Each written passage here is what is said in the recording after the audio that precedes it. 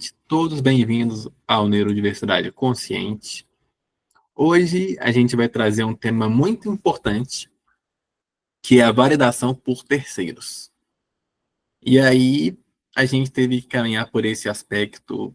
Na verdade, a gente já fala sobre isso em boa parte das lives, sem falar sobre isso, né? Se a gente for pensar.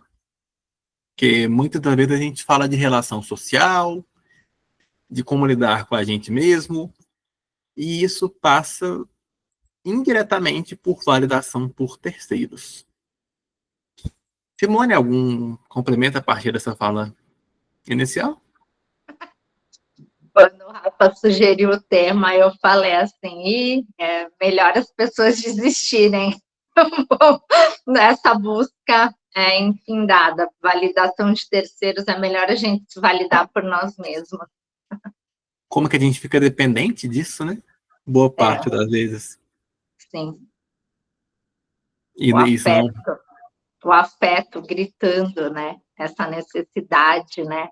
E daí tantas compulsões na nossa sociedade atual, essa busca desse pertencimento, esse preenchimento, esse afeto, tudo por causa dessa necessidade de validação por terceiros, né? E aí a gente cai em cada buraco, né? Querendo ser validado, em cada problema social, quando você passa no tempo, você se pergunta assim, por que eu entrei nisso? Para aquela pessoa que nem me importa me validar? Exatamente. Envolve tudo, né? Dinheiro, trabalho, às vezes você se queima porque indicou alguém, às vezes você perde dinheiro, às vezes você vai num lugar que não gosta, corre perigo, em várias situações complicadas que geram uma situação dessa. Sim. E aí a gente trouxe começou um pouco com os aspectos práticos. Vocês podem ver que eu não estou tão bem regulado hoje, que eu acabei trocando as frases no meio do caminho. É parte do processo de neurodivergência para quem está vendo pelo YouTube aí. A gente sempre tem que estar em adaptação. E às vezes dá um pouco ruim mesmo e tá tudo bem. A questão é a gente saber lidar com a gente mesmo. A gente basicamente pegou 2 livros de referência, ou pelo menos dois arquivos. Um é um artigo de revista chamado As Redes Sociais e de Apoio, o Conviver e a Sua Influência sobre a Saúde, de 2009. Ele tem alguns dados que estão claramente defasados, então eu pulei eles, mas o conceito é muito rico. E o outro é um livro chamado Poder das Conexões, coincidentemente de 2009 também. São as 2 grandes fontes de hoje. Por que a gente pegou esse tema? Quando a gente pensa em validação por terceiros, a gente pensa necessariamente em relação social.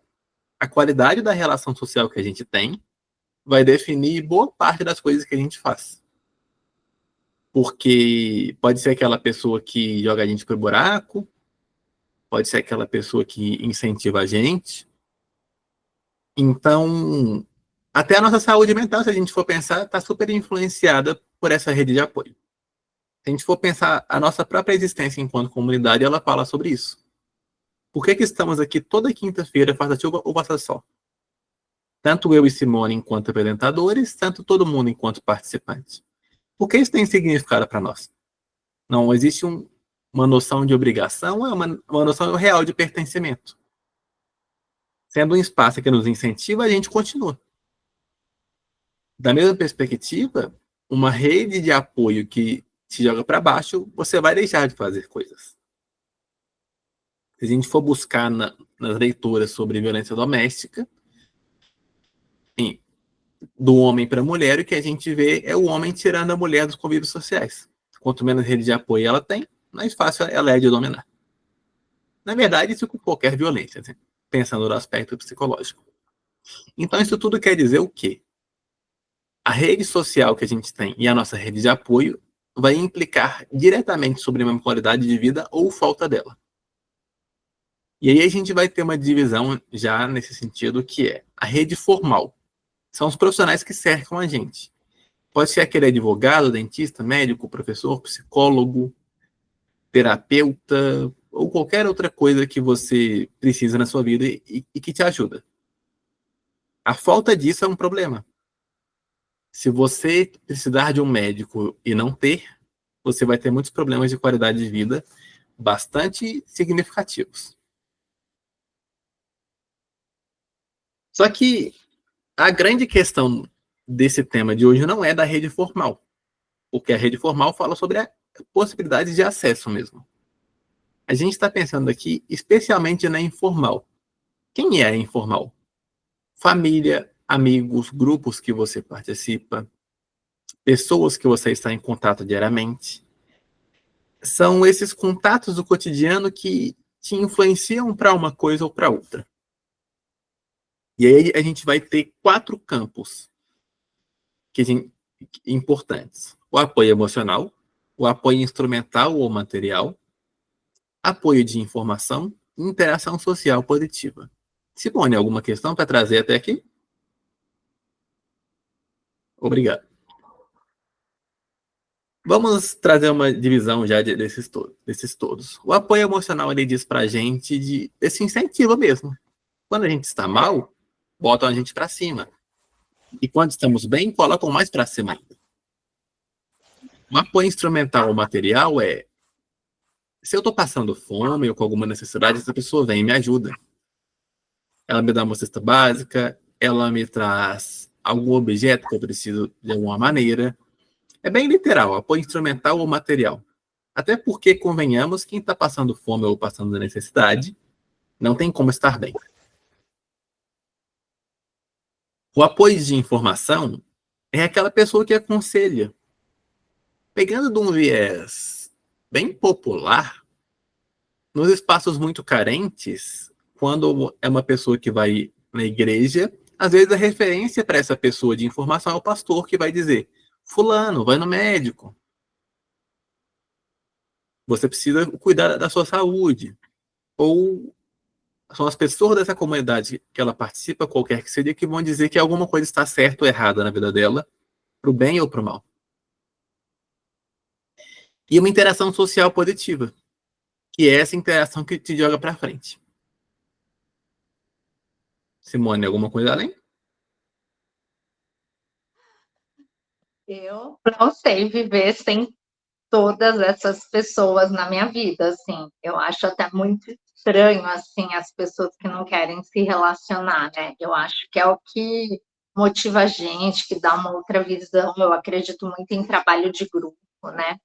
Eu acho que ouvir as histórias dos outros, ter essas outras perspectivas, né, faz parte do nosso desenvolvimento, né? E quem realmente está sozinho, fechado, assim, às vezes está com uma visão tão negativa de si mesmo, né? Que se abrisse um pouquinho, né, teria. Os outros não são tão duros com ele do que quanto ele mesmo está sendo com ele mesmo. Com certeza. E trazendo um exemplo concreto disso tudo, quem é mãe ou pai e tem filhos não consegue viver sozinho. É impossível um pai ou uma mãe viver sozinho efetivamente, porque pelo menos até a adolescência, você vai precisar de alguém para olhar seu filho ou filha uma vez, pelo menos. Então, a partir disso, essa rede de apoio ela é muito importante. Se fosse para criar uma frase para a gente repetir, a gente só está bem quando as pessoas ao nosso redor estão bem também. Então, é essa rede mesmo que a gente vai se apoiando enquanto coletivo, o que fala também de uma saúde coletiva e não de uma saúde individual. Esse artigo, ele trouxe para nós também que é uma maneira de reduzir a mortalidade em geral, o que também fala sobre essa saúde coletiva mesmo. Se eu vejo que o fulano está com depressão e eu alerto ele e busco essa ajuda, eu reduzi a chance dele morrer. Se eu vejo que ele está fazendo alguma coisa muito errada e impeço ele, eu estou reduzindo a mortalidade. Um dado que esse artigo trouxe e que faz muito sentido é o quanto para idosos essa rede de apoio ameniza efeitos da incapacidade funcional, especialmente nos quadros depressivos. Traduzindo em miúdos, não é aquele idoso que vai ficar vendo televisão o dia inteiro, porque vai ter alguém que vai tirar ele para passear, que vai bater um papo com ele, que vai estimular a memória, e que talvez vai fazer com que ele volte a ser ativo, pelo menos para as coisas de casa. Então, o que a gente tem de muito essencial nessa rede de apoio? Melhorar a qualidade de vida, até mesmo alimentação, autoestima e ânimo estão nesse processo. Pensando que a gente aqui mesmo é uma evidência do quanto isso é bom. Porque todos nós estamos sendo apoiados, mesmo que só num grupo do WhatsApp. Às vezes a gente nem faz de chamada, sabendo que tem pessoas disponíveis, a gente já fica mais tranquilo. Você ia falar algo, Simone? Eu lembrei da minha fala de uma experiência que eu tive na época de Brumadinho. Eu sempre quis trabalhar em alguma época com psicologia das emergências, e quando a gente estuda essa área, quando ocorre algum desastre ou algum crime, no caso de Brumadinho, somente uma pequena porcentagem das pessoas vão realmente precisar de apoio psicológico e medicação. E o efeito disso é simplesmente porque, se você simplesmente colocar uma rede de apoio para essa pessoa, só o fato dela poder acessar, por mais que ela não vá, já é o suficiente para ela voltar a estar bem e reconstruir a própria vida. Claro que é muito mais complexo, mas isso é um dado bem interessante. E, por fim, faixas etárias diferentes, com suportes diferentes e com necessidades diferentes. Entrando agora no livro O Poder das Conexões, tem aquela velha frase que diz que a gente é a média das 5 pessoas mais próximas da gente. Esse livro ele traz uma pesquisa científica que valida isso, porque as 5 pessoas que a gente geralmente está mais próximo é com quem a gente mais fala e quem mais nos influencia. E aí o livro vai exemplificando isso com porcentagens de que a gente realmente influencia e é influenciado até as 6 pessoas que a gente tem em contato, porque ele traz um fundamento até sobre a ideia de que você está a 6 pessoas de qualquer pessoa. Numa tradução concreta, a gente está falando do quê? Se eu sou alguém que faz atividade física, eu vou te chamar para fazer atividade física. Se eu sou alguém que fuma, eu vou te incentivar a fumar. Se eu sou alguém que adora ir em bares, eu vou te levar para o bar. E isso vai nos trazendo uma grande influência. Isso também fala da validação por terceiros. Que grupo é esse que eu pertenço? Como seres humanos, a gente quer realmente pertencer a um grupo. Comenta essa frase aí, Simone. Onde eu estou inspirada nesse sentido. Que frase? A gente quer realmente pertencer a um grupo enquanto ser humano. Vai lá, solta a psicanálise que você está estudando. De psicologia das massas? Pode ser. Efeito manada, efeito torcida de futebol. Eu gosto muito da comparação com torcida de futebol, né? Quando você está num grupo, você... desculpa, gente, a gente está falando do livro do Freud chamado Psicologia das Massas. Ele fez uma analogia com militarismo, mas eu acho interessante a analogia com torcidas de futebol, que é uma realidade que a gente enfrenta aqui no nosso país, né? Quando a pessoa está lá dentro da torcida, o outro não é ser humano, ele é o inimigo, ele é a outra torcida. E aí, por isso, ele joga um morteiro na outra torcida, por isso ele espanca, porque ele não enxerga aquilo como pessoas, como seres humanos, né? Ele enxerga, né, como uma coisa, né? A torcida, né? E eu acho bem interessante essa analogia, né? Então, a gente tem que pensar muito, né, com quem a gente une, o que a gente defende, né? Nossos valores e propósitos têm que estar sempre muito firmes dentro da gente, porque a gente vai sofrer essas influências o tempo inteiro de tudo, né? Ainda mais em épocas de redes sociais, né? Muito fácil você condenar alguém, julgar alguém, dar uma opinião ali, né? Atrás de um avatar, de uma coisa que você cria para essa história. Nessa linha também tem o Maslow, que é da psicologia humanista, que ele tem a pirâmide de Maslow. Acho muito legal essa redundância, mas enfim. Que tem 5 níveis. o básico é a necessidade fisiológica, o segundo é de segurança, o terceiro é a social, que é, se eu não tenho onde ir no banheiro, como é que eu vou estar bem? Se eu não me sinto seguro em casa, achando que alguém vai invadir toda hora, eu não tenho como estar bem. Claro que eu estou levando ao extremo o exemplo aqui, só para esclarecer. E se eu não tenho com quem me relacionar, como que eu vou ficar bem? Pode falar, Samana. Não, mas é isso mesmo. A gente aprende muito nos cursos de educação a pirâmide de Maslow, e foi por isso que começaram a permitir que a criança fosse no banheiro em qualquer minuto. Tipo, não tem como você se concentrar na aula se você está com vontade de fazer xixi. Não tem como você se concentrar na aula que você tem, se você está com fome, que é o caso do programa da merenda escolar, né, para a população do país que passa fome, né? Então, ela é baseada assim, se você não tiver necessidade básica atendida, você não vai para outra escala da pirâmide. E a última é a de autorrealização, realização pessoal. E como a gente está com segurança, financeiro, tudo ok, a gente está nessa escala atualmente, né? Todo Sim. mundo no Brasil.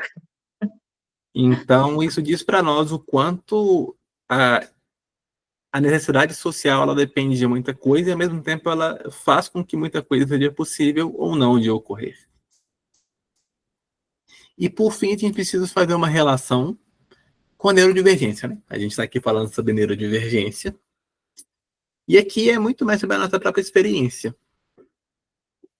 Se a gente for somente imaginar o impacto que estar aqui tem sobre nós, a gente já percebe o quão importante é isso. Pensando aqui nas questões de autorregulação, no nosso próprio funcionamento, nos nossos desafios e potencialidades, qualquer que seja a neurodivergência, os discursos que estão externos a nós, por isso, então, que é difícil sair da estante, né? Termo criado por nós, no sentido de trazer a neurodivergência para fora. E era bem sobre isso, assim. A grande questão do que a gente quer trazer hoje é valide a si mesmo. Até que você ache um grupo legal, você pode se validar. Excetuando aí questões de violência e coisas nesse sentido, às vezes a gente tem que ser o nosso próprio ponto de referência. Algum complemento, Simone? Tá tranquilo. Eu acho que vai de encontro, né, de como eu comecei essa fala, né? Validação externa, será que é possível? Eu acho que nós temos que preocupar, né, primeiro com a nossa validação interna, né, essa que a gente tem algum controle, né, que a gente pode, claro que se unir com as pessoas certas, frequentar os ambientes certos, buscar, né, essas conquistas, né, vão ajudar, mas o principal, né, é a gente estar ok com a gente mesmo.